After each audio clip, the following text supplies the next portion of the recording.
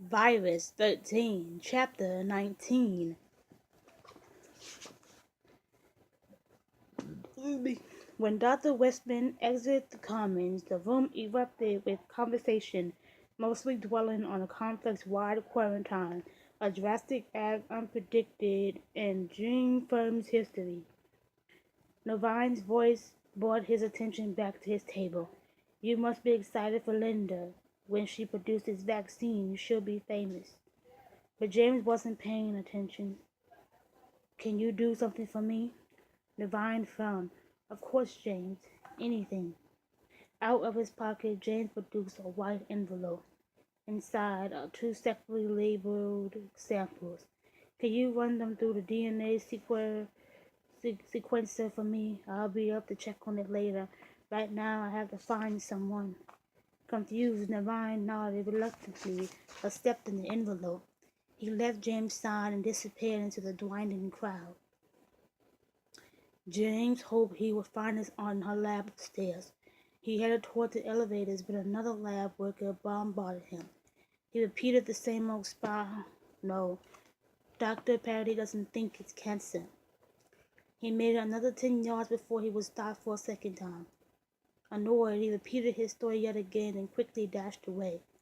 He made sure to keep his eyes on the ground, taking detours around anyone who would get too close. James sighed a sigh of relief when the elevator door slid shut, and a sea of disappointed faces vanished behind the silk doors. As he began to ascend, James felt a slight throb in his temples that was threatening to transform into a skull-splitting headache. He dug into his pocket for the pain pills and swallowed a couple of them dry. On the sixth floor, he exited the elevator and headed to Aunt Rose's lab. Once inside, he was greeted by a sleepy-eyed woman at the computer. "Hello, James," she said, perking up at the sight of him. Her eyes drifted towards his incision. "What brings you here? Have you seen my aunt?" The woman frowned. "No, she didn't come in today, I'm afraid. Is everything okay?" It was James' turn to frown. "Yes, of course. I just needed to talk with her. If you see her, please tell her to call me." "Of course." James cursed his luck, wondering where the hell his eccentric aunt had run off to. He got back in the elevator and pressed the button marked B4. Not everyone had access to the high security labs, just necessary personnel. He pressed his thumb on the black pad above the elevator buttons to verify his security clearance. The elevator jolted to a stop 4 stories underground. When the doors parted, a narrow hallway stretched out before him. The glass walls were gone, replaced by sandpaper, rough cement. These gray walls were as thick as a bomb shelters. He found the door marked Observation Deck Number 1. Once again, he pressed his status digit against the touchpad, and the heavy doors and the locks inside the door clicked, allowing him to go inside. The observation deck consisted of a dim room, an alarm bench, and black chairs facing a one-way mirror. On the other side of this mirror was a whitewashed lab where several yellow spacesuits were busily going about their work. When the door shut behind him, the room was blanketed in an airy shroud of silence. Through the window, the lab staff looked more like astronauts on a space station than molecular biologists in a sterile laboratory.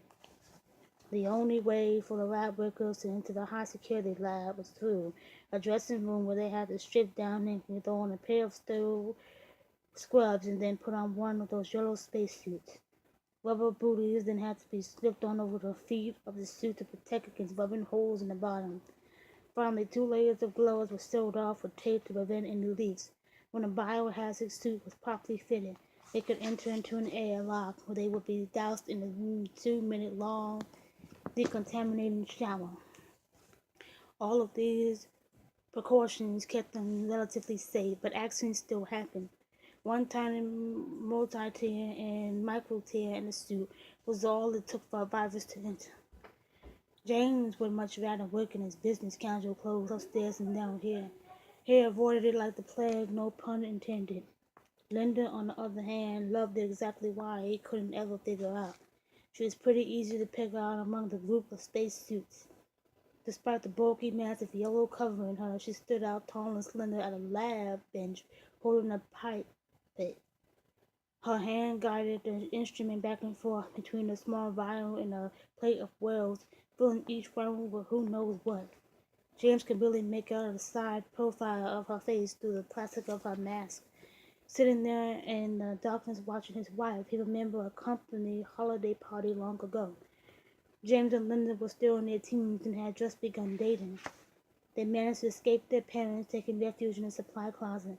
Blind in the dark, they clumsily fumbled against each other. One of his hungry hands managed to slide up her blouse, squeezing the plump breast and found there, rolling the fine girl of a nipple between his fingers. He felt her pull out his pants in minutes.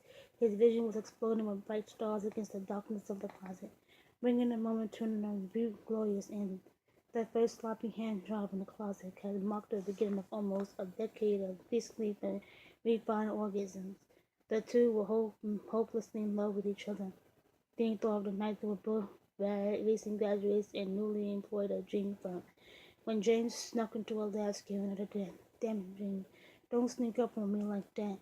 My bad, babe. James said with a grin spread across his face. I just got some results. Come and tell me what you think. Linda was ignored. It was late and she wanted to finish her work as soon as possible. It was their 7th-year anniversary. For the first time, it seemed he had forgotten.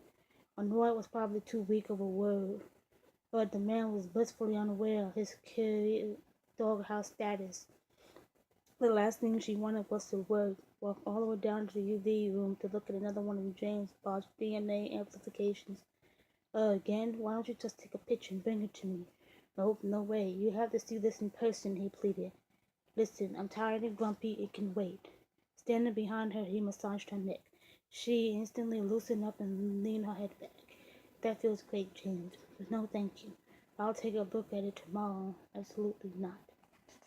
You need to see it now. You're such a baby. Just make it quick. She dragged herself off her lab bench and followed James all the way to the chemical room where they could observe the DNA gel electrophoresis results on a UV light box. During the walk, she made a point across her arms and shook James' contemptuous looks. The UV emitter was a crude box, the top of which was a black screen where UV light was projected upward. The square-shaped gel containing DNA was placed on this screen. A clear plastic lid was closed over it, shielding the user from damaging UV rays. A throwback to the days when scientists actually had to worry about developing cancer. The DNA electrophoresis gel was a seaweed-based gelatin substance used to separate DNA based on its size and charge. The DNA was visible because it was bound to a photoemitter called ethylbromide, which happened to give off color under UV light. She took one look at the square of gel sitting on the black UV screen and exhaled in frustration. Well, turn it on and look. His heart rate jumped and his guts flipped in anticipation. Linda reached over and hit the switch at the side of the UV box. A soft blue glow filled the room. The colorless gel before them jumped to life. Brilliant bands of light appeared carefully and managed to form the words, "Will you marry me?" It had taken James months to find the right combination of enzymes that would cut segments of his own personal DNA into the high-tech proposal. It only took one look at Linda's face to confirm that the worth was worth it. Her face was half bathed in the blue glow of the light, the other half lost in shadow. She was beyond stunned. After a few seconds, her eyes began to tear. The fluorescent orange letters cut into the gel were as strikingly beautiful as they were strangely then. James. Hindered by the long lab coat, he awkwardly lowered himself into one knee. Will you marry me? Linda's tears are picking up speed, plummeted off the sharp cliffs of her cheekbones and down the sides of her face. Yes, of course, this is so beautiful, James, she cried, her eyes still locked onto the gel. FYI, you're the biggest nerd I've ever known. I can't believe you just proposed to me using DNA. Not just any DNA, my DNA. I love you, said Linda, almost speechless over Jane's creation. Dr. Logan? The bass of the deep male voice snapped James back to the present. He turned around on his chair to see Ed standing at the door. I'm sorry, but Dr. Westman just informed me that level B4 is now closed off to all non-essential personnel. You know, just in case there's a breach or something. Hopefully you can find a vacant couch somewhere upstairs. The storm isn't predicted to calm down until morning. I see. I guess I'll get out of here then. As James got up to leave, he scanned the lab, hoping to catch another glimpse of Linda. To his disappointment, the lab was empty.